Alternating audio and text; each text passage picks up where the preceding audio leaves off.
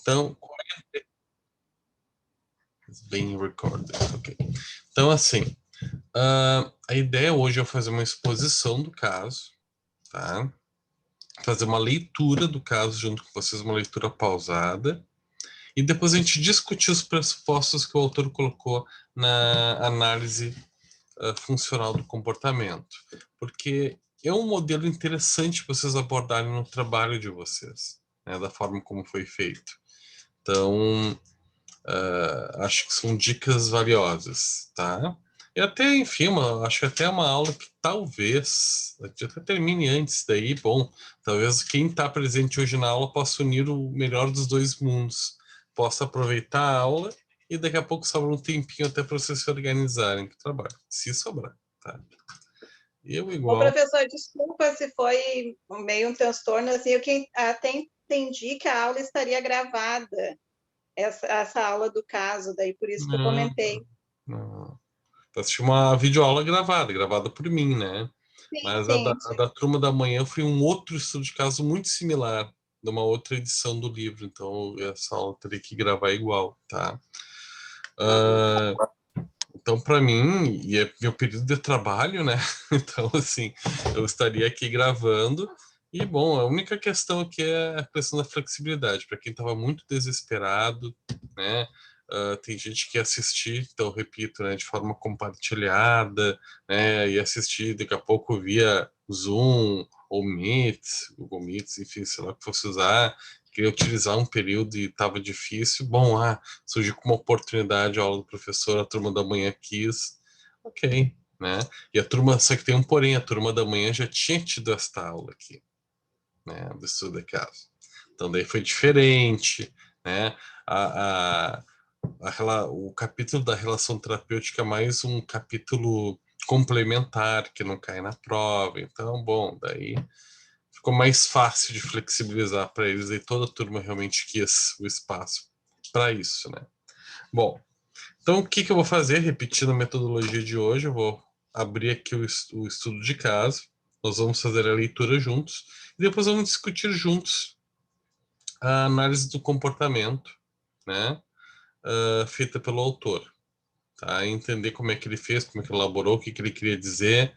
E isso talvez traga algumas dicas valiosas de como vocês devem proceder quanto ao trabalho de vocês, tá? Vou compartilhar a tela aqui. Eu fechei. Um pouquinho. Deixa eu ver onde é que eu botei esse trabalho. Esse livro, perdão. Ué. Você que bota pra gravar? Não. Como é que eu desgravo? Não sei. Tô te ouvindo, tá, Arlete? Só pra tu saber. Só pra estares ciente. Só um pouquinho que eu já vou abrir aqui pra vocês, que vou ter que abrir de novo aqui, que não sei o que aconteceu, que travou meu... É que é um arquivo bem grandezinho. Ele ficou um pouquinho parado, ele estava aberto aqui na minha tela fazia um tempo, fui mexer nele, agora ele não estava mexendo, eu tive que fechar. Não estava nem compartilhando, nem mexendo. Vou abrir ele de novo.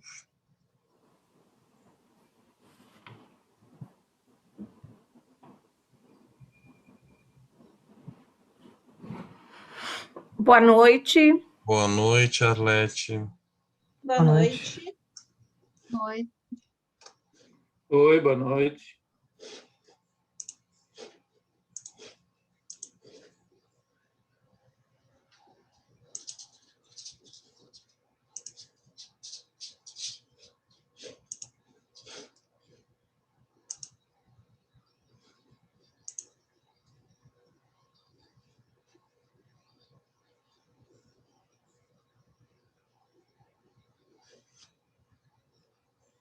Pronto.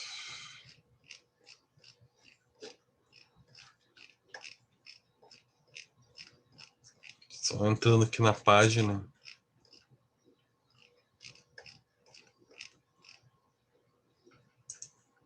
Aqui. Aumentar. Ótimo.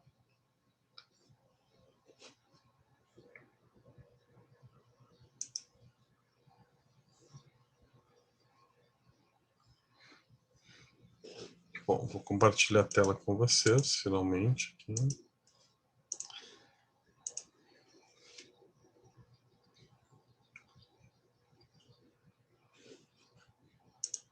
Todos conseguem visualizar? Sim. Ok. Então, pessoal, vou fazer a leitura, tá? É uma leitura do capítulo explicada, tá? É uma aula um pouquinho diferente, né? Mais dirigida do que o habitual. E daí, claro, vocês vão me parando, a gente vai discutindo, né? Não entendi, a gente vai discutindo os conceitos, tá? Então, vamos lá. Começar a leitura do caso. Marcos é um homem de 25 anos que trabalha em um tribunal e mora com os pais. Marcos é formado em Direito e faz uma especialização em sua área. Faz musculação em uma academia 3 vezes por semana e joga futebol aos sábados. Veio à terapia queixando-se estar em uma sinuca de bico. Marcos namora Paula, de 24 anos, há 4 anos. Eles se conheceram na faculdade. Relata que sua namorada é muito ciumenta, possessiva e agressiva. Além disso, relata não querer mais continuar com o relacionamento, desejando, entre aspas, escapar do casamento a qualquer custo. Entretanto, não consegue romper com Paula, relatando as seguintes razões, abre aspas. Não quero quebrar minha coerência. Você sabe, no início do namoro, apaixonado, a gente fala cada coisa que depois se arrepende. Então, eu falei que a amaria para sempre, e ela era a mulher da minha vida, que queria casar com ela, etc. Como é que agora, de uma hora para outra, viro e digo que não a amo mais e que quero terminar? Além disso, eu sei que não, mas há vezes que eu penso que ela vai morrer ou fazer alguma besteira se eu terminar. Ela é tão nervosa e tão dependente de mim que eu não sei, não. Fecha aspas. Marcos, desde que começou a paquerar, com 16 anos, nunca ficara solteiro. Sempre emendava um relacionamento em outro e, em geral, traía sua namorada do momento com a próxima namorada. Aos poucos, os poucos amigos de Marcos estão todos comprometidos e ele não tem com quem sair caso fique sozinho. Marcos se diz muito tímido para fazer amigos, apesar de ter ter uma excelente fluência verbal e conseguir falar sobre diversos assuntos. Marcos não parece ter problemas para conseguir parceiras, uma vez que sempre manteve casos fora do relacionamento. Entretanto, relatou que desde criança se achou inferior aos outros. Achava-se feio, sem graça, muito magro, cabelo ruim, etc. Toda situação de conquista o fazia se sentir melhor. Relatava que, se alguém queria ficar com ele, então só aí se sentia que tinha valor. E, de fato, no início da adolescência, suas investidas amorosas não foram bem-sucedidas. Apesar de não relatar sentir culpa pelas traições, queria mais liberdade para viver esses casos. Abre aspas. Eu pegaria muito mais mulher se não tivesse encoleirado. Fecha aspas. Algumas das mulheres que conheceu ao trair sua namorada eram muito interessantes. Ele as perdeu por estar namorando.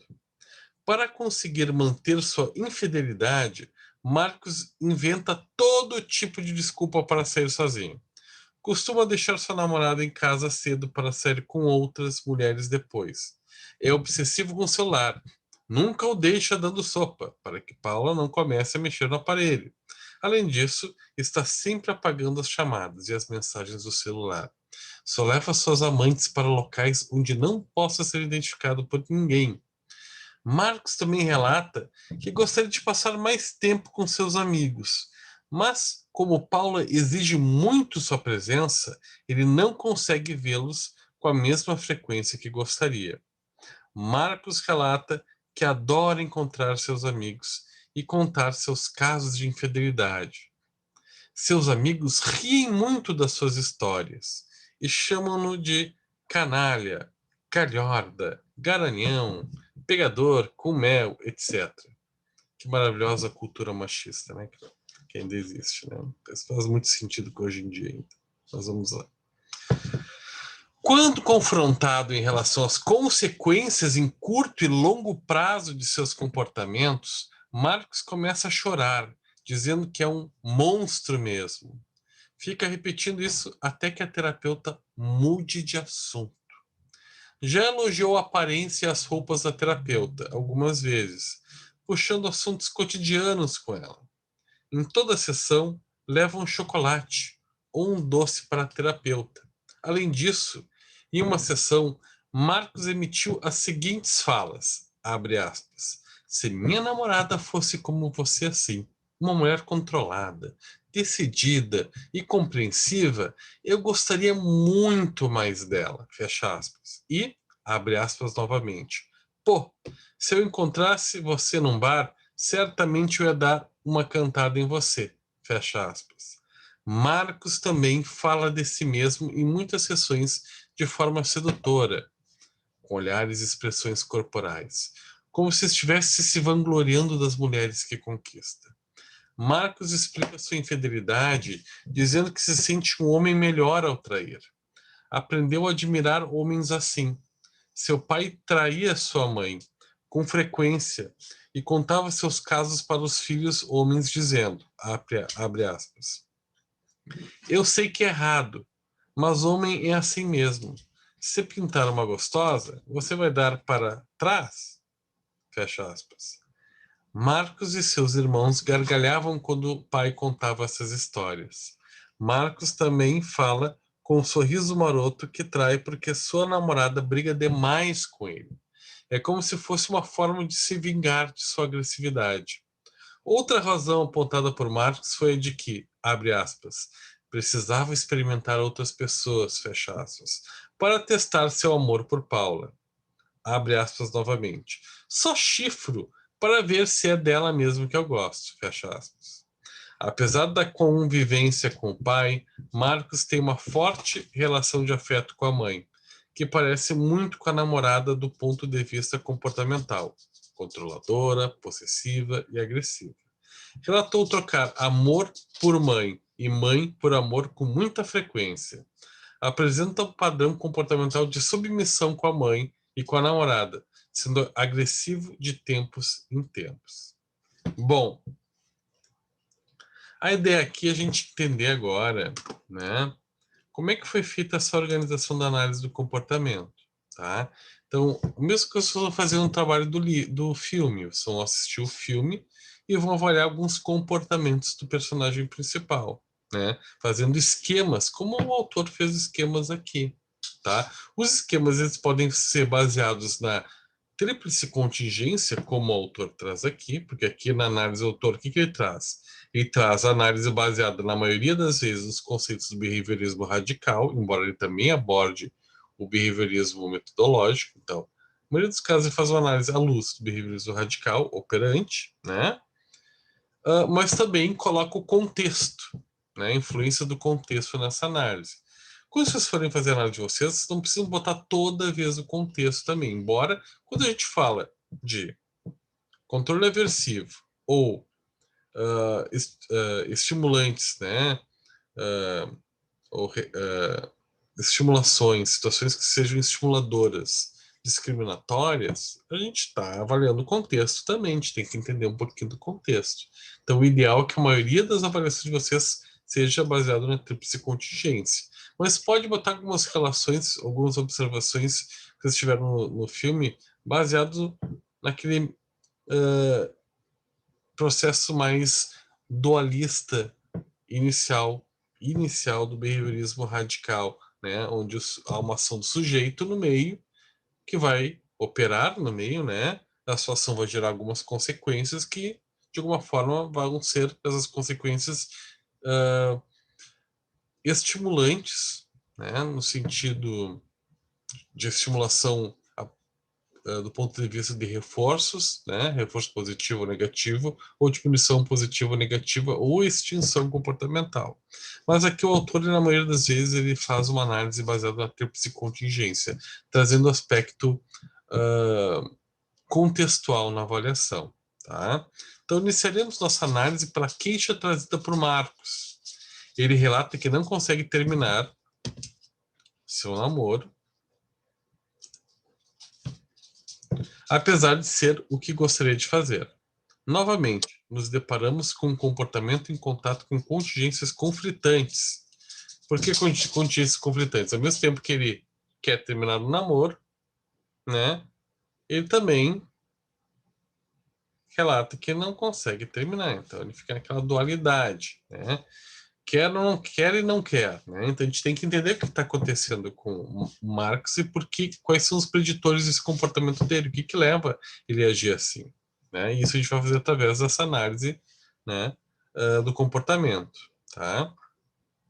Em primeiro lugar, apresentaremos as contingências que tornam esse comportamento provável. Caso termine, Marx terá mais tempo livre para flertar e para estar de fato com outras mulheres, ou seja, terá um contato maior com reforçadores aos quais tem pouco acesso para viver uma relação estável. Então, o que está querendo dizer aqui? Que uma das queixas do Marcos é que, poxa, se ele fosse solteiro, ele ia ter mais tempo livre. E com isso, né, ele ia poder ter mais acesso ou ter mais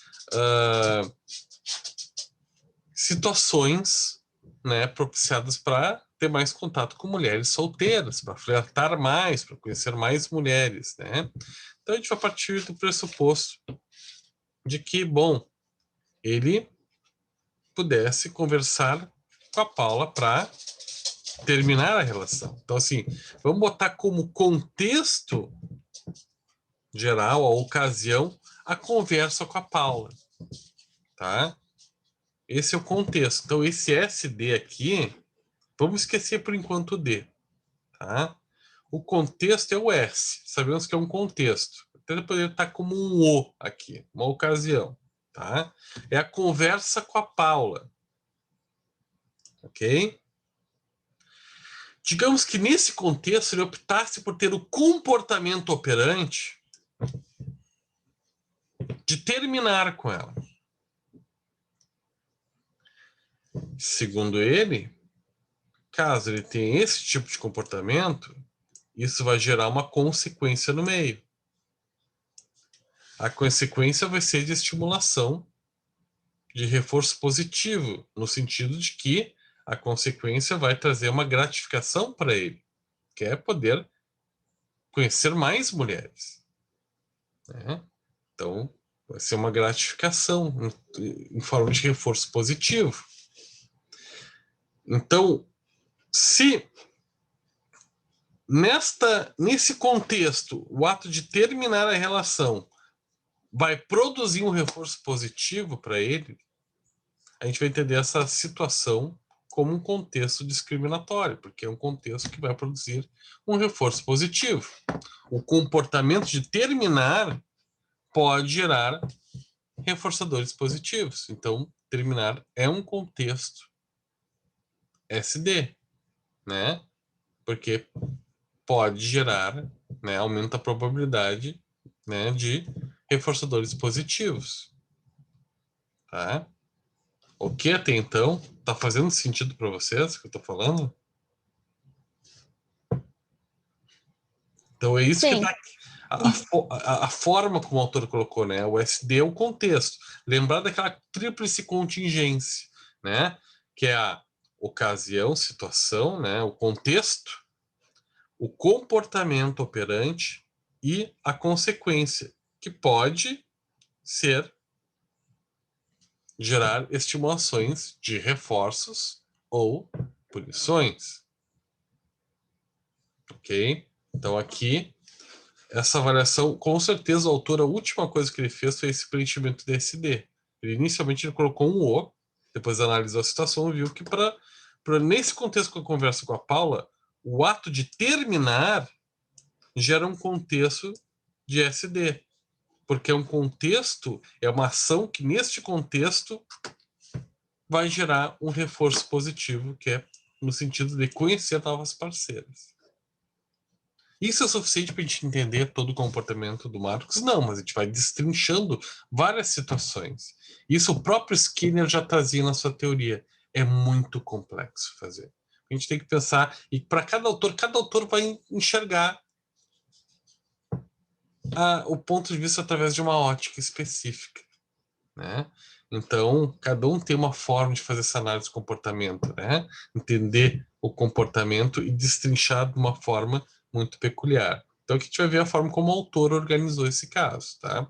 Além disso, com o término, Marcos também terá mais tempo para passar com seus amigos, entrando em contato com os diversos reforçadores envolvidos. Então, uma das queixas dele era, né, justamente essa, ele poder ter mais tempo com os amigos, e para isso, né, terminar seria bom, para ele ter mais tempo com os amigos, enfim, que é uma queixa porque ela não consegue, porque a namorada é muito controladora, muito agressiva, enfim, né, segundo ele. Então, de novo, dentro do contexto conversa com a Paula, terminar, o comportamento operante terminar, vai produzir um reforço positivo. Então, esse R+, aqui, ó, é o reforço positivo, tá? O reforço positivo de poder ver mais os amigos. Então, terminar também é um contexto discriminatório, né? Aliás, conversar com a Paula com a finalidade de ter o comportamento de terminar se torna um contexto discriminatório, porque vai produzir um reforço positivo de poder também ver mais os amigos, ter mais contato com seus amigos, que não pode estando namorando. Outra consequência é a reforçadora negativa de se livrar do risco do casamento, que, segundo o relato, é aversivo para ele. Sem dúvida, para Marcos, o casamento representa o agravamento de todas as consequências aversivas de estar namorando Paulo.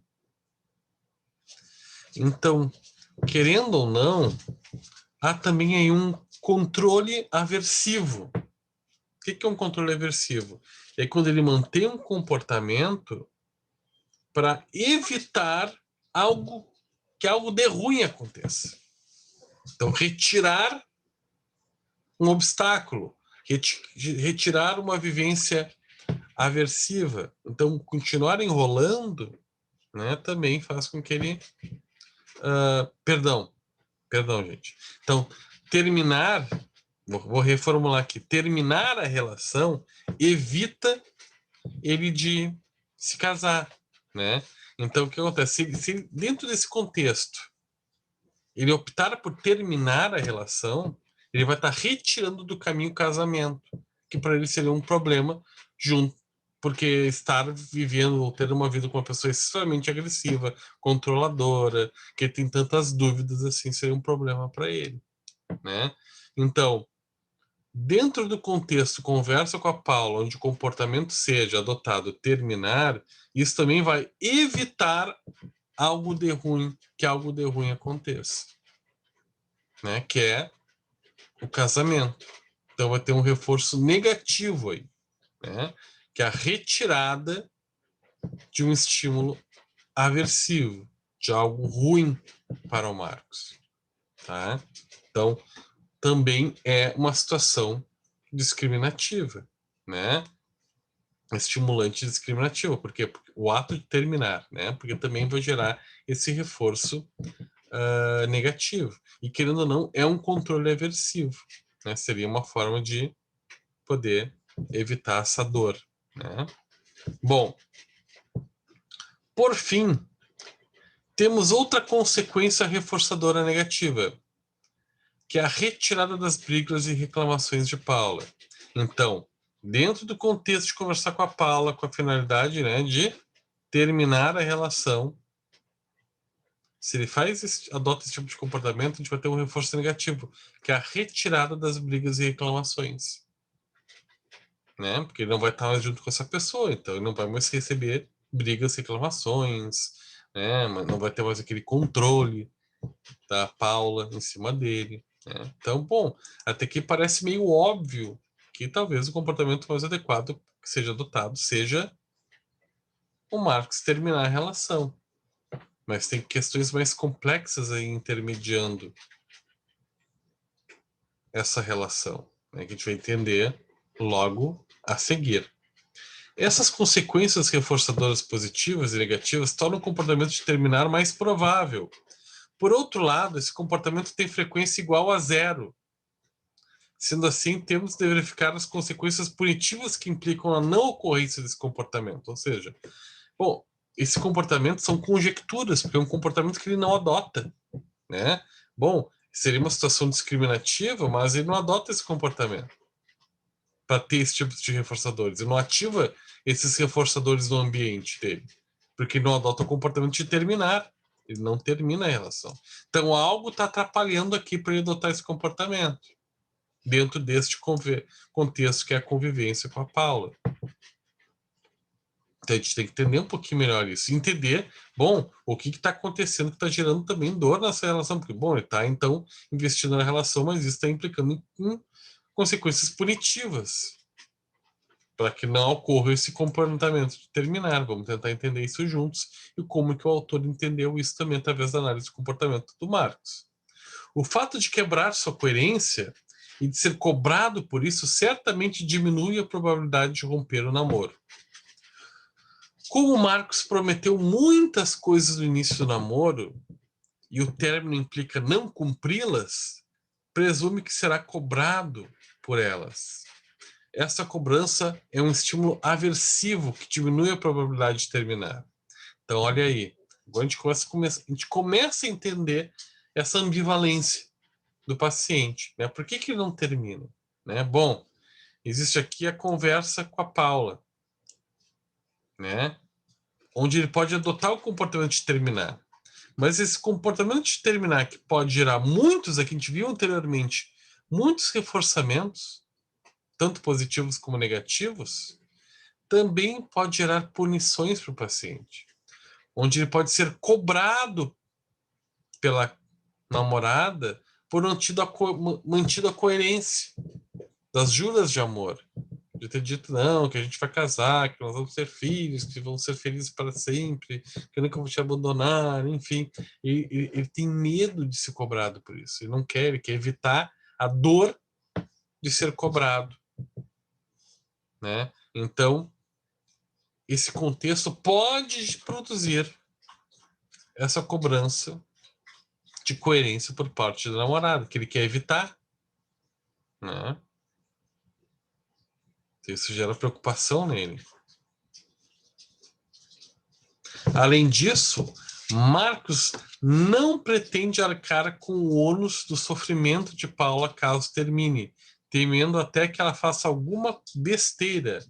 Sendo assim, ver o sofrimento de Paula é um estímulo aversivo que diminui a probabilidade de Marcos terminar um relacionamento, né? Então, o contexto de conversar com a Paula, onde ele adote o comportamento de terminar a relação, pode produzir também um outro tipo de punição positiva para ele, que é o sofrimento da Paula. Ele não quer se sentir culpado por gerar esse sofrimento na Paula. Ele tinha até medo dela fazer algo contra si, né?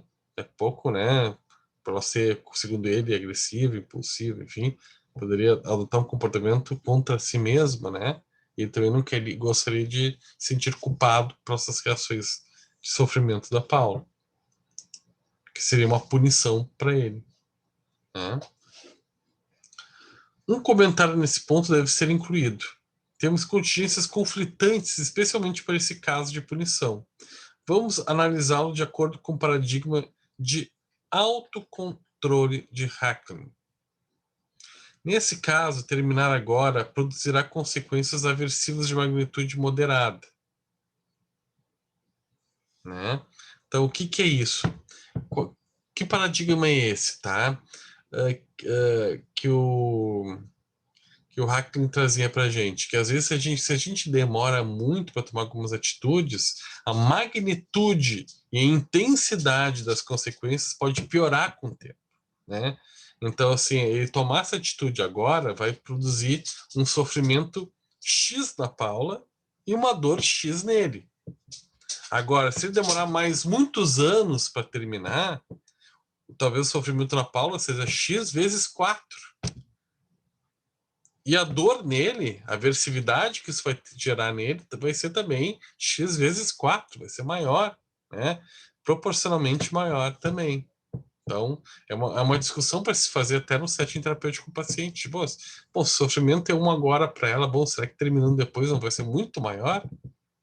Ela vai ter muito mais coisas para cobrar a respeito da relação, mais tempo, né?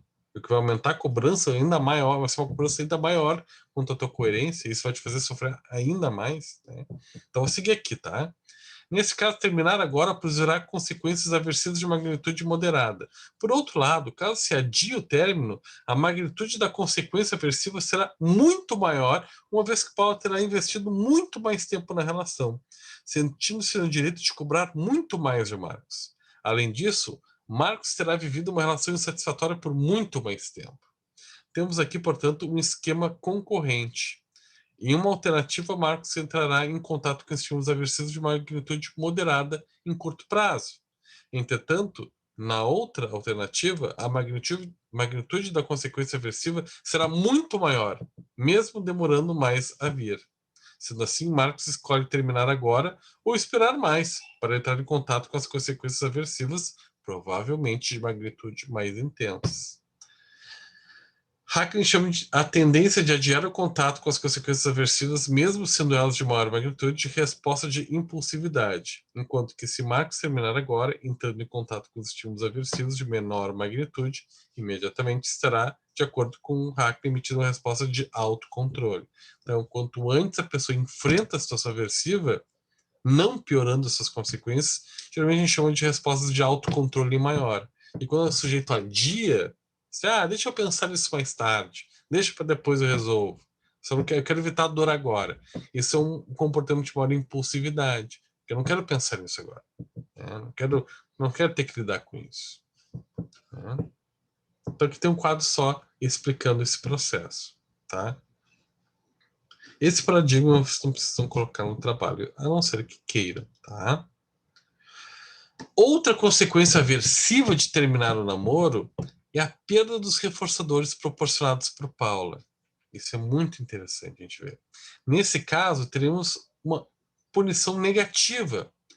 Apesar de esse não ser um aspecto enfatizado no relato, essa hipótese é pertinente, uma vez que Marcos nunca ficou sozinho. Ele sempre pulou de uma relação para outra. Marcos sempre esteve namorando, iniciando um relacionamento logo após o término do anterior.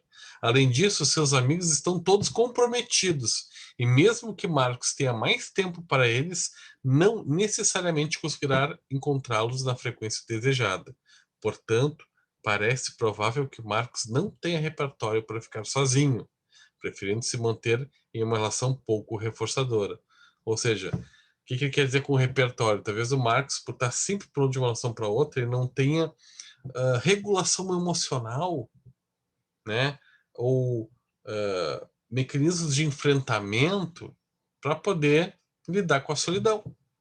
Então ele está sempre tendo que engatar uma relação na outra, ele não sabe viver sozinho, né? Então, no contexto de conversar com a Paula e terminar a relação, isso faz com que ele perca os reforçadores proporcionados pela Paula, que é o quê? Ter o carinho e a afetividade dela, né? Não vai ter mais, né? Vai perder o carinho, vai perder o amor dela, a admiração dela, o carinho, o afeto, o sexo eventual, né? Então, porque daqui a pouco ele pode estar no final de semana solteiro, saiu e não teve sucesso. Eventualmente, se ele não teve sucesso, o que vai acontecer? Ele estando com a Paula, ele tem a Paula, que daí vai dar carinho para ele nesse momento, porque ele teve insucesso, né? Ele costuma ter sucesso com as mulheres, mas não é sempre. Então, estar com a Paula é um porto seguro para que, num eventual insucesso, ele ainda continue recebendo reforçadores positivos, através do carinho, do sexo, da presencialidade, do se importar, né, de um projeto de vida. Então, ele terminando, isso pode gerar uma punição negativa, que é a retirada dessas condições, né, reforçadoras da Paula. Essas contingências conflitantes nos ajudam a começar a explicar a infidelidade de Marcos. Com sua resposta de infidelidade, Marcos obtém parte dos reforçadores aos quais teria acesso caso estivesse solteiro, isto é, a companhia de outras mulheres. Além de ter acesso a esses reforçadores, Marcos também mantém os reforçadores do seu namoro e evita as consequências aversivas de terminar. Ok? Aqui explicando a mesma coisa. Mas ainda falta explicar por que ficar com outras mulheres é tão reforçador. Comecemos pelas contingências atuais. Ora, seus amigos reforçam com atenção e admiração, reforçadores condicionados generalizados às suas aventuras amorosas. Né? Então, olha só, tem duas coisas aqui interessantes para a gente analisar. Uma do ponto Não de entendi vista... o que tu falou, prof. Vou repetir. Reforçadores o quê? Não entendi. Reforçadores condicionados generalizados. A gente vai entender isso melhor agora, tá? Tá.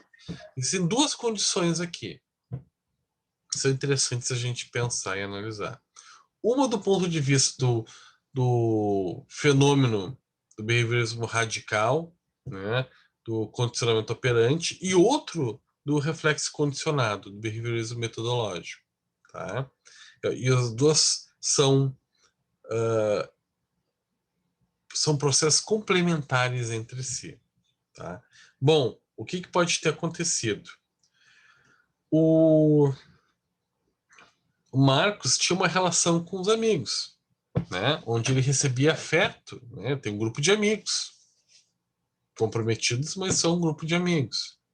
Esse contexto da relação com os amigos produz, né? Então, assim, ele está numa relação com os amigos, né? Ele tem vários amigos. Ele recebe atenção, afeto, né? Admiração, eventualmente, desses amigos. Quando ele recebe isso dos amigos, isso produz nele o quê? Respostas fisiológicas como alegria, satisfação, bem-estar, que é o que geralmente gera na gente quando a gente tem isso dos amigos, não é? A gente pode pensar isso como lá naquele exemplo lá do Ivan Pavlov, o experimento, onde ele apresentava o alimento, né, aquele bifão lá para o cachorro, e isso produzia saliva, né? Então, o bife era o estímulo incondicionado e a salivação era a resposta incondicionada.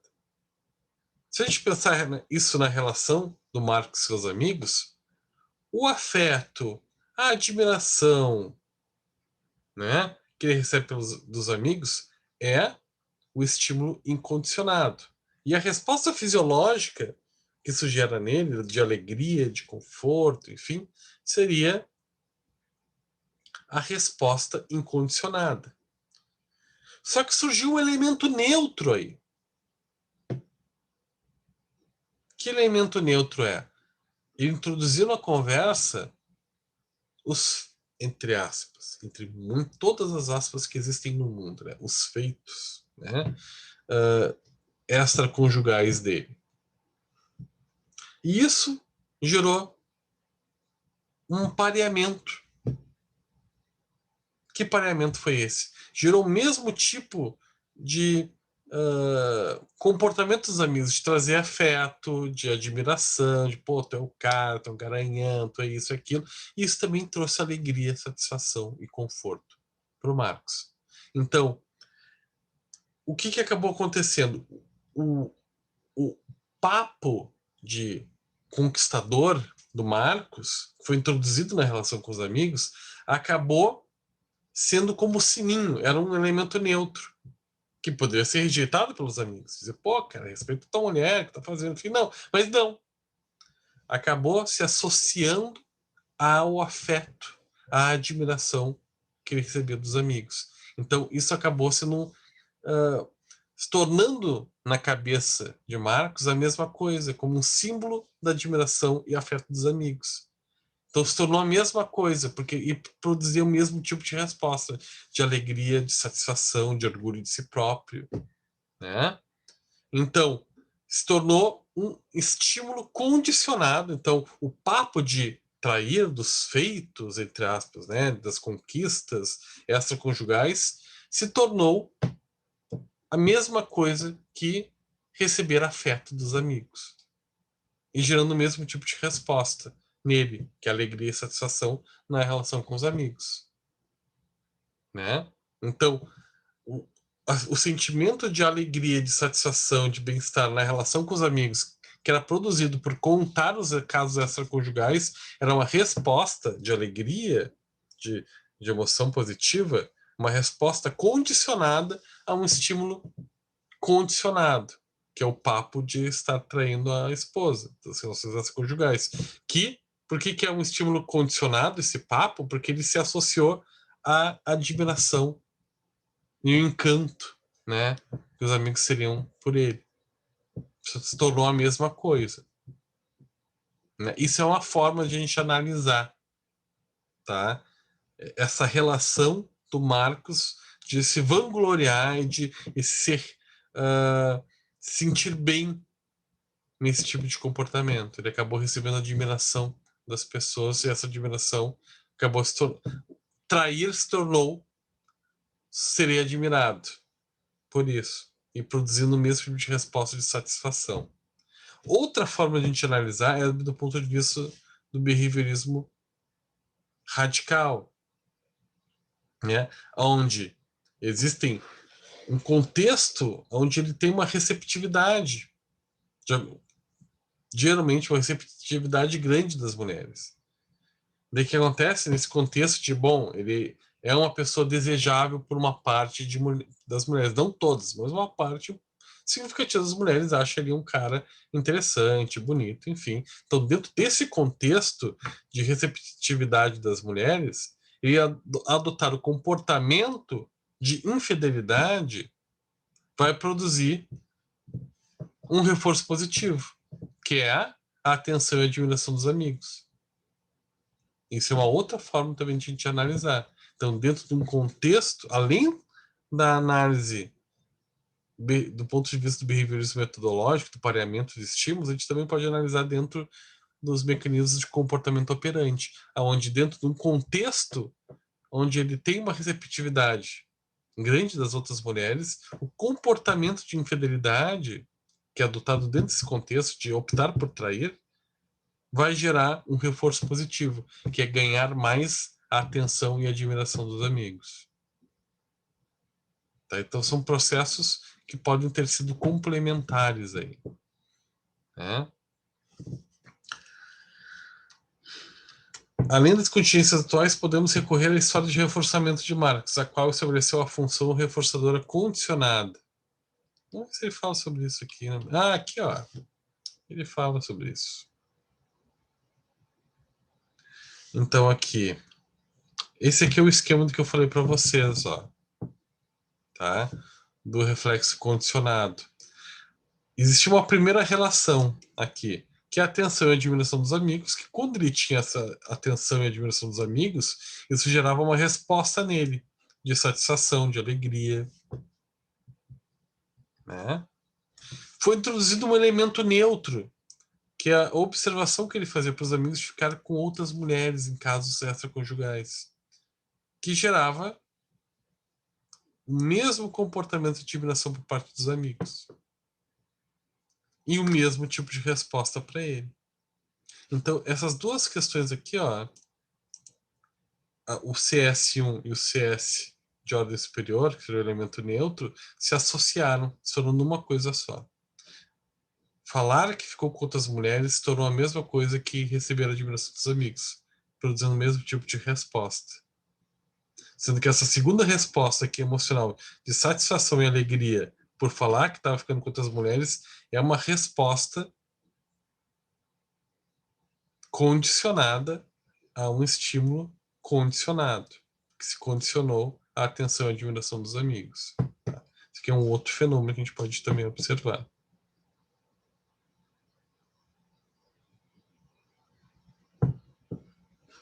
Ok? Aqui ele só mistura, tá? Comenta as duas coisas juntas aqui, tá? Ele relaciona os aspectos operantes e de condicionamento reflexo, tá? Ele faz um esquema juntando os dois. Vocês podem fazer separado, podem fazer juntos, como quiser, tá? É provável que nesse esquema, a situação de flerte e a receptividade de outras mulheres também adquiram função iniciadora das respostas emocionais de satisfação. Em outras palavras, Marcos se comportará de forma a entrar em contato com situações de flerte. Alguns homens e mulheres fiéis se comportam dessa maneira interagindo com outras pessoas para que as situações de flerte ocorram, mesmo que a resposta de infidelidade não se concretize. O comportamento dessas pessoas pode estar sendo reforçado pelos efeitos respondentes que as situações iniciam. Não é necessário dizer que Marcos não conta para sua namorada as suas respostas de infidelidade, senão seria certamente punido. Sendo assim, as respostas de infidelidade participam também de contingências aversivas, né? Então, bom, se dentro do contexto da receptividade que ele tem de outras mulheres, a resposta de infidelidade dele for observada, né, pela Paula, isso vai gerar briga com a Paula, né, e possivelmente término por parte dela, o que vai trazer uma punição negativa, onde vai ser retirado o que ele tem da relação com a Paula, que é um carinho, que é um sexo, né, quando ele não tem isso das suas aventuras extraconjugais. Além da punição positiva também, ligada que não está colocado como positivo, mas a briga com a Paula que seria positiva. Ah, tá aqui, ó, positivo. Então, vai ter a punição positiva, que é a briga da Paula, né, que vai brigar com ele, e também a punição negativa, que é a retirada do carinho e do sexo e de outros ganhos que ele tem com a Paula por estar namorando com ela. Outra vez nos deparamos com contingências conflitantes. Ao mesmo tempo em que as respostas de infidelidade produzem reforçadores, também geram punidores positivos e negativos. Mais uma vez, estamos diante da situação ideal para a ocorrência de respostas de contracontrole. Por que contracontrole? Porque assim, gente, ele tem uma namorada que, independente de qualquer coisa, ela já tem um comportamento dependente. Ele é seu namorado que tenta, por vezes, ser carinhoso, legal, enfim, né? Independente do que ele faça, ela é controladora, ela é uma pessoa agressiva, ela é uma pessoa difícil, né? Então, independente do que ele faça, ela vai continuar sendo assim. E não tem como ele. Não há justificativa também ao mesmo tempo que ele possa dar para o comportamento de trair. Porque isso vai gerar punição. Não tem como escapar da punição. Não tem como ele querer agradar ela, depois mostrar uma flor, enfim. Né? Não, ele vai ser extremamente punido por ela. Se for descoberto as suas traições. Então ele tenta o quê? Ele tenta controlar, né, a pessoa a fim de não ser punido, de então manter o comportamento que é passível de punição, mas sem saber, tirando o poder da pessoa que seria punidora, tirando a consciência do que está acontecendo da pessoa que poderia praticar a punição pelo comportamento transgressor de Marcos. Então, o que ele faz como estratégia de contra-controle? Para tirar os elementos que ela poderia utilizar contra ele para puni-lo. Ele mente, ele apaga as chamadas em mensagem celular, ele vai para lugares discretos com as outras mulheres, etc. Né? Então, assim, ele não permite que ela consiga ter a consciência do que está acontecendo e não ativar os mecanismos de punição. Ele retira as consequências punitivas da relação.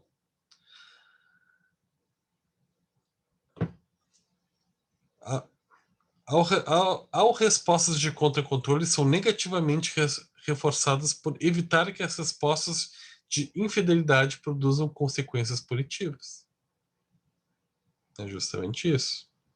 De forma similar ao ratinho que deita de costas no chão da caixa de Skinner, Marcos emite uma série de respostas de contra-controle, de forma a evitar que Paulo descubra a sua infidelidade. Como essas respostas evitam a punição das respostas de infidelidade, é provável que o Marcos continue emitindo as respostas de infidelidade, uma vez que as contingências de reforço que mantêm esse comportamento ainda estão em vigor. Então, além de conseguir ter sucesso com seus mecanismos, né, seus comportamentos de contra-controle, mentindo, apagando mensagens, o comportamento de trair também é reforçado positivamente, porque ele tem um contexto de receptividade das mulheres, onde o comportamento de trair gera, né, o ganho, né? Tanto o ganho de receber reforço positivo dos amigos, quanto também conseguir ter as relações extraconjugais. Marcos, nas sessões de terapia, apresenta um comportamento muito interessante. Ele começa a chorar quando confrontado, até que a terapeuta mude de assunto. O choro parece, em sua topografia, com o comportamento respondente, que nesse caso seria iniciado pelos temas que estariam discutindo no momento da terapia. Entretanto, nesse caso, seria mais apropriado tratar desse choro como um comportamento operante. Isto é, o choro de Marcos é controlado pelas suas consequências, e não apenas iniciado dos estímulos antecedentes.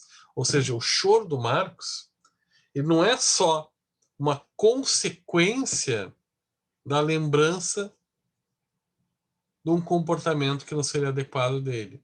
Esse choro também teria uma funcionalidade no meio. Ele utiliza o choro para obter uma mudança de assunto por parte da terapeuta. Ou seja, é um reforço negativo.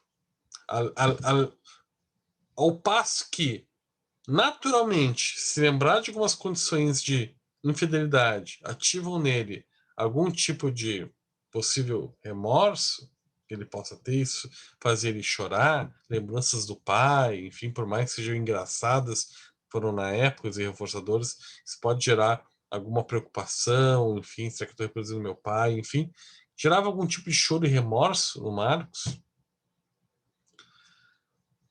O choro, quando ele observou que a terapeuta mudava de assunto, adquiriu um aspecto operante, de manipulação dele no meio, onde ele pode utilizar o choro como um comportamento dentro do contexto da sessão de terapia para ter a retirada de algo que traz dor, que é a indagação da terapeuta contra os seus comportamentos de traição, ou das consequências negativas disso, ou do questionamento da terapeuta quanto a esse tipo de comportamento, se válido ou não, se correto ou não.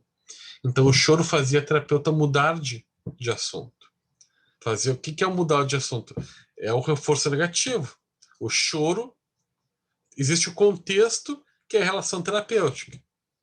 Quando a terapeuta começa a falar sobre assuntos que para ele não são interessantes, que geram dor, incômodo, desconforto, ele chora. E o choro faz a retirada das perguntas, das indagações desconfortáveis por parte da terapeuta. Então, retira do caminho aquilo que atrapalha, produzindo um reforço negativo. Possivelmente, esse é o esquema que ele vai trazer logo ali embaixo. Ou não. Deixa eu ver. Não, ele não trouxe. Mas seria esse esquema, tá? Seria um reforço negativo.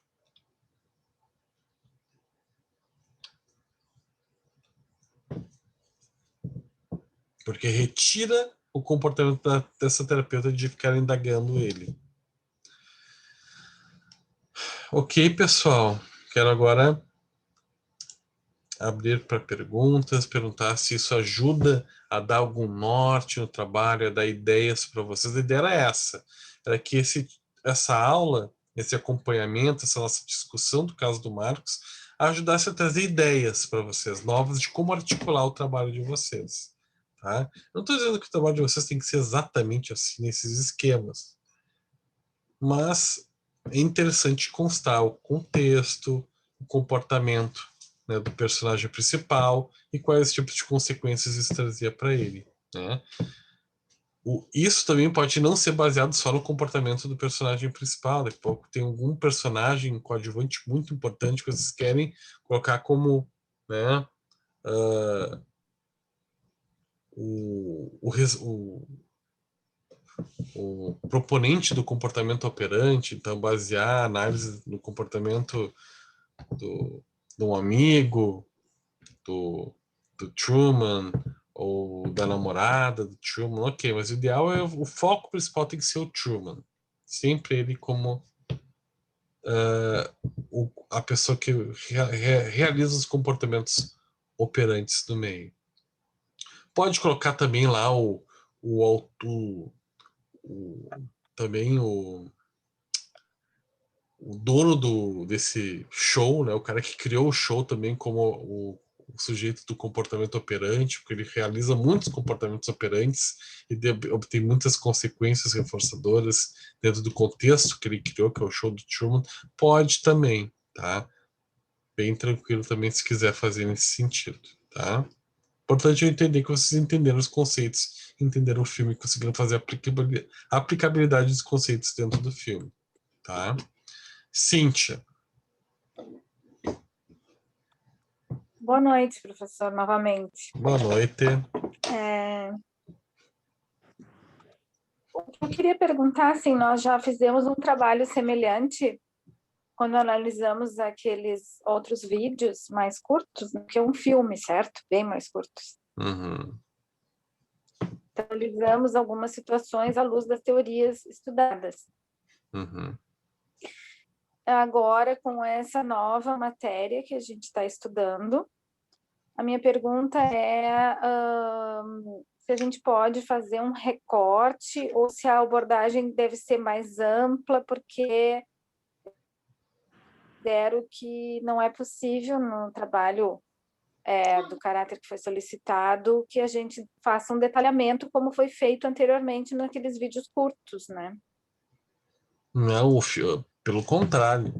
O filme, para tu conseguir entender o comportamento do Truman ou de outros personagens, você vai ter que fazer detalhamentos, vai ter que fazer recortes de algumas situações específicas que ajudem a entender como é que o personagem é mantido tantos anos dentro de uma doma, por que ele se comporta de uma determinada maneira. São vários tipos de situações, de ocasiões específicas, de contextos, onde o personagem principal adota alguns comportamentos, que alguns acabam reforçando ele para permanecer lá dentro, né? Outros podem surgir como uma punição para sair de lá, enfim, né? Então tu vai ter que entender e observar isso, né? Ou das pessoas que estão controlando o comportamento dele também, né? Tu pode também fazer isso baseado lá no dono do programa, né? O contexto que ele criou e quais são os comportamentos que ele tem. Se esses comportamentos são reforçadores ou punitivos, se isso produz contextos discriminativos ou de controle aversivo, né, que quando a gente tem evitação da dor, né, a gente age de tal forma a evitar a dor, seja para evitar uma punição ou seja para gerar um reforço negativo, que é a retirada da dor do caminho, que a gente chama tudo isso de controle aversivo, né? Ou mecanismos de contra-controle, se isso aparece no filme em algum momento, que é ato de rebeldia contra o controle, isso tudo você tem que fazer. E analisar à luz das teorias, colocando também em bibliografia, recortes do livro que expliquem melhor esses fenômenos, que embase os comentários de vocês, a análise do comportamento de vocês. João.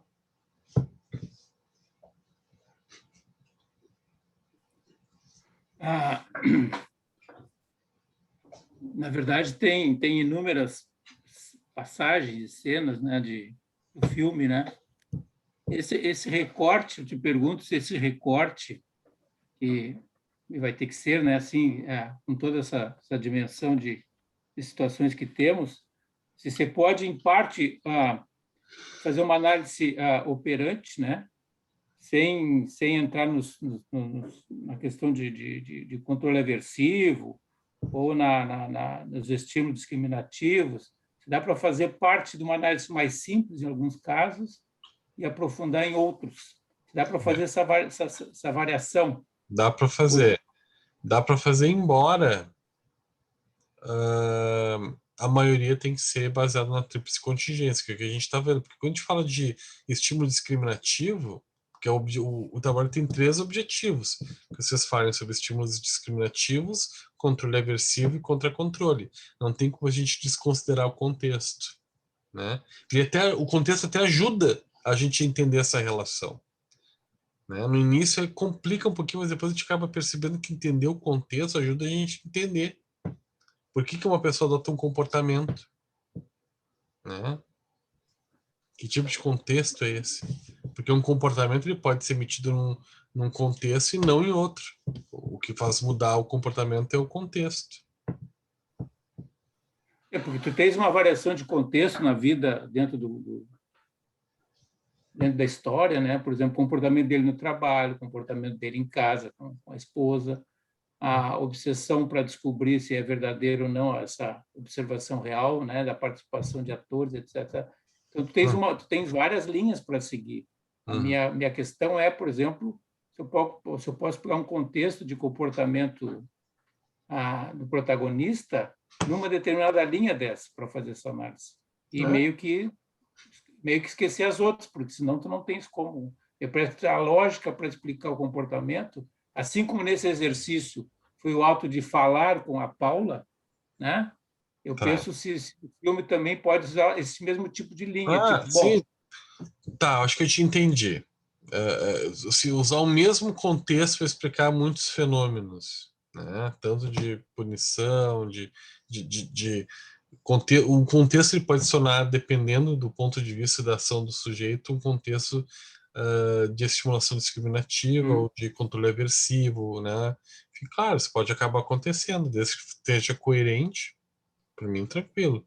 Mas eu acho que o filme é tão rico, ele traz tantos contextos que eu acho que vocês vão se sentir compelidos a olhar outras situações, assim. Acho que o filme ele é muito rico nesse tipo de contexto. Ele traz muita... É um filme que tem muito a ver com o que a gente está vendo em sala de aula, assim. É quase que um contexto de laboratório. É um laboratório com um ratinho, o filme. O filme é uma grande caixa de Skinner. Para mim, o filme foi inspirado, né? Tanto em Skinner quanto na produção, aquela 1984 nossa. George Orwell. George Orwell, né? Do Big Book, fala sobre o Big Brother, o grande olho que tudo controla, né? Então, que por sua vez é uma produção que foi muito baseada, né, no comportamentalismo, né?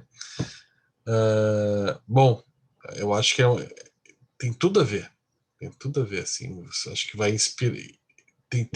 É uma grande caixa de Skinner o filme, assim, para quem conseguir olhar com essas lentes, a lente do behaviorismo, né? A lente da análise do comportamento.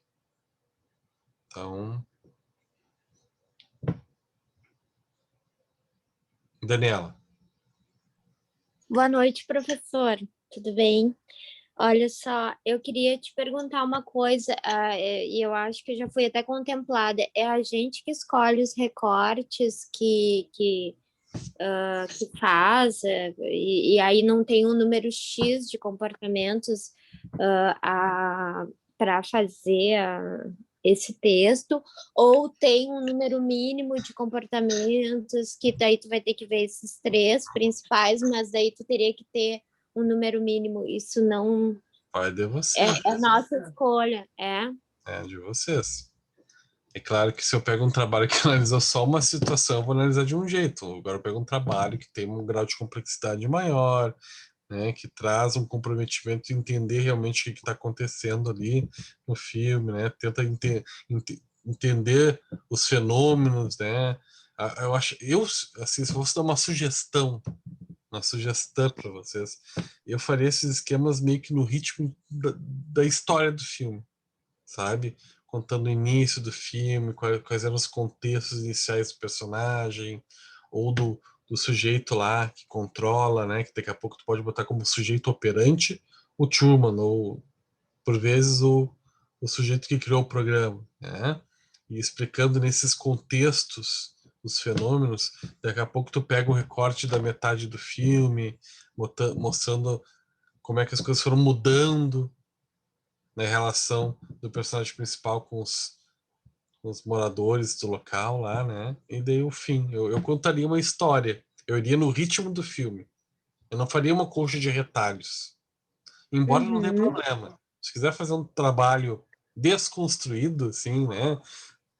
Pegando daqui a pouco um recorte do início, outro do meio, não tem problema. Mas eu faria contando a história, tentando explicar o filme através da, desses fenômenos. Tá, e uma outra questão que eu não entrei ainda no portal, mas tu deixou textos bases desses conceitos, além daqueles da referência do teu cronograma, ou não? Tem alguma coisa que a gente possa se basear, além da... Ou aquele já nos contemplaria para analisar? Eu acredito que o livro, a aula explicada, tá? E o livro já dá o suporte necessário. E muito embora eu possa largar um artigo. Muito embora eu possa largar um artigo complementar. Tem leituras complementares, né? Lá no fim, tem algumas leituras que podem auxiliar. Tá? Lá no final, se pegar a bibliografia, é para isso que serve a leitura complementar, né? Não, sim. Mas eu posso Eu largar. preciso ler. Eu preciso ler, professor, porque eu na aula sempre minha mente voa muito. Sou honesta nesse sentido, então eu estou escutando, eu estou na aula, mas às vezes nem sempre consigo ter minha atenção ao que está sendo falado. Então, por isso eu preciso ler, por isso que eu te pergunto. Mas se contempla esses comportamentos, está ótimo. Eu acredito. Mas, enfim, a gente vai conversando. Daqui a pouco você chega lá no privado, professor, indica um artigo aí, ok, tudo bem. Eu tenho, né? Então, assim, a gente vai trocando figurinha, alguém pode me chamar no privado, né? Pode ter um papo, olha, esse assunto me interessa, eu gostaria de mais algum tipo de bibliografia, tudo bem, posso indicar algum outro livro, alguma outra bibliografia, algum artigo, né? Tudo bem, tá? Conta comigo nesse sentido também. Mas primeiro lê o material e assiste a aula para ver se precisa mesmo, tá? Primeiro isso. Depois fica super à vontade. Estou aqui para isso também, para facilitar. Se o aluno quer um outro artigo, um outro ponto de vista, né? Tem alunos que gostam de entrar no YouTube para ver vídeos, porque também tem outros professores falando, eu quero ouvir um outro ponto de vista, tranquilo, né? Tudo que seja reforçador para a aprendizagem, eu sou fã que o aluno faz, né? Inclusive, eu sou incentivador que o aluno saia da caixa, né? Às vezes os professores colocam bibliografias básicas e complementares, o aluno quer ir além, quer procurar outras coisas fora. Isso é o processo de metodologia ativa de ensino, né? Onde o aluno tem que ter autonomia para buscar, né? A gente aqui no mundo ocidental, a gente é ocidental, eu diria assim, latino-americano, nós somos muito cangurus aqui em muitos sentidos, né? Desde o contexto familiar até ainda no ensino-aprendizagem. Tinha ainda muito paternalista, assim, muito... E eu fui assim, eu tive uma educação extremamente paternalista. Quando eu tenho aula, eu ainda fico esperando receber tudo dos professores, né? Então, assim, não, a gente tem que conseguir quebrar com esse modelo, a gente ir atrás também, né? Então, isso é metodologia ativa, quando vocês têm autonomia também para buscar, ir além, sair da caixa, né? Então, tudo que tu achar, enfim, tudo que tu achar que for além do que eu possa te referendar, possivelmente, se tu quiser ir atrás e além, pesquisar no YouTube, enfim, tem meu total apoio, tá? Obrigada.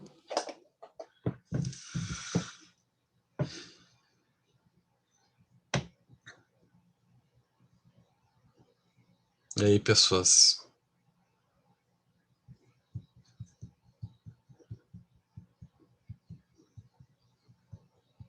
Ajudou a dar algum norte, assim, né?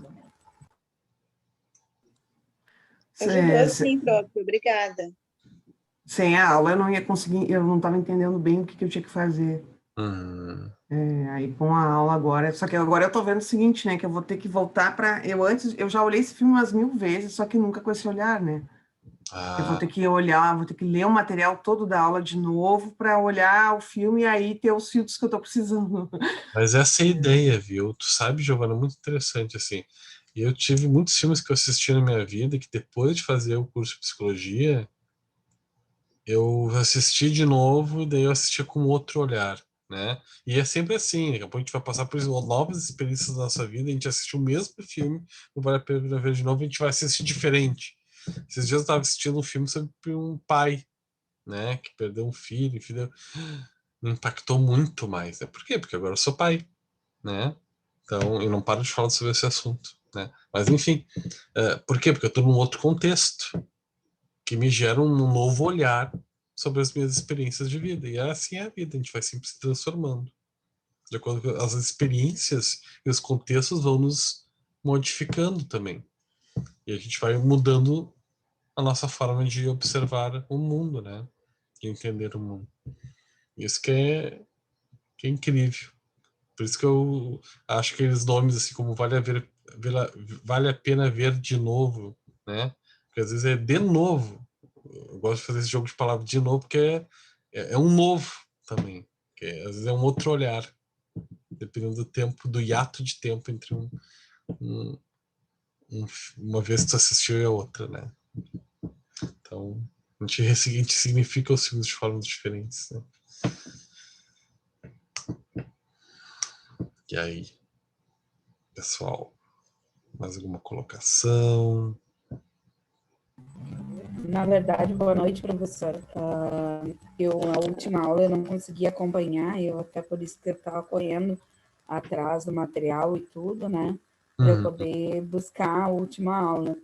Então, eu assisti já diversas vezes o filme, realmente, né? O senhor colocando e as colegas colocando alguns detalhes, me remeteu a algumas situações do filme, né? Claro que vai ter que se fazer uma análise mais, assim, afinto, né?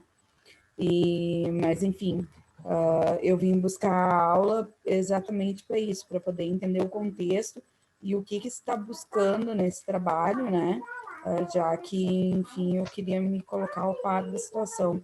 Mas, para mim, foi muito esclarecedor, até porque eu não sei como foram divididos os grupos, se ficou à vontade ou como é que foi.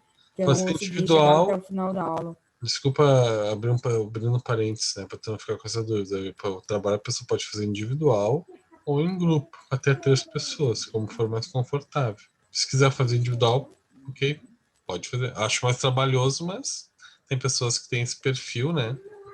Então, por mim, tranquilo. Mas que bom, assim, que de alguma forma auxiliou, te clareou algumas questões, né? Essa era a ideia. Como eu falei, a turma de segunda que assim, muita gente. Claro que vocês conversam entre si, né? Assim, por óbvio, eu sabia que daqui a pouco eu ia dizer, pô, deu folga para fazer o trabalho para a turma da manhã e para nós, né? Teve alguns alunos que me indagaram, né? Deu que ser justo. Então, bom, claro, deu espaço para a turma da manhã poder utilizar para fazer o trabalho. Eu vou dar opção para a turma da noite também, né? Se toda turma fosse consensual não fazer, o que eu faria? Eu ia estar aqui nesse momento gravando a aula para mandar para vocês, né? Da explicação. Por quê? Porque eu entendo que vocês precisam ter isso. A turma da manhã eu liberei, mas eles já tinham tido esta aula do estudo de caso, que ajuda a entender o que eu quero para o trabalho. Então foi mais tranquilo liberá-los, né? Agora a turma de hoje eu deixei bem claro ali, ó. Quero entender a turma, ver por onde é que vocês vão. Independente, na hipótese 1 lá que eu tinha deixado para a turma, era a turma toda poderia não querer ter a aula, querer se organizar, mas eu estaria gravando e mandaria a videoaula para vocês. Porque vocês não podem ficar sem ela, porque eu acho que é uma ferramenta importante para auxiliar na construção desse trabalho, na confecção dele. E a hipótese 2 seria termos a aula, enfim, né? Mas daí eu acabei mesclando, porque eu vi que tinham alguns alunos interessados que mandaram ali no grupo, no particular, professor, olha, que sempre tem uns alunos que não querem mandar no grupo ali, tudo bem, né? Gostaria que o senhor fizesse aula, eu separei. Quem quer usar o período para... Porque já entendeu a proposta, quer ir fazendo, tá voando já no conteúdo, enfim, né? Já tem familiaridade, porque tem gente que gosta do behaviorismo. Antes de entrar na faculdade já estudava sobre, né? Então, ok, tem pessoas que já estão aí com uma familiaridade com o conteúdo e entrar aqui só reafirmou, né? Daí resolveu já tá fazendo o trabalho e pediu licença e já está fazendo. Para esse aluno, eu deixei ele à vontade, já como liberei na turma da manhã, deixei à vontade para que à noite o fizesse. Né? Agora, eu não poderia, quando eu vi que existem alunos que precisavam da aula, e eu acho que né, faz sentido, né, para poder executar o trabalho, eu não poderia deixar sem a presencialidade na aula. Então, bom, para mim não fazia diferença nenhuma, porque eu estaria aqui gravando, com ou sem vocês, né? Então, bom que é com companhia, né? Com alunos para já tirar dúvidas, fazer perguntas, né? Enfim, é isso. Alguma questão a mais, pessoal? Alguma dúvida?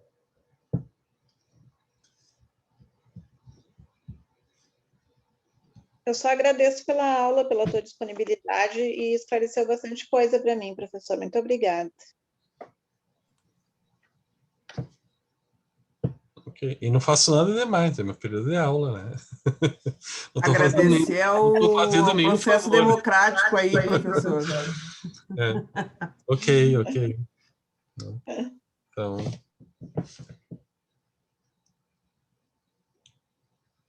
E uma boa noite para o Bento. Gente, tá dormindo. Olha, eu tô dando... Vocês dão conta que eu fiz isso, tá? Falar baixo.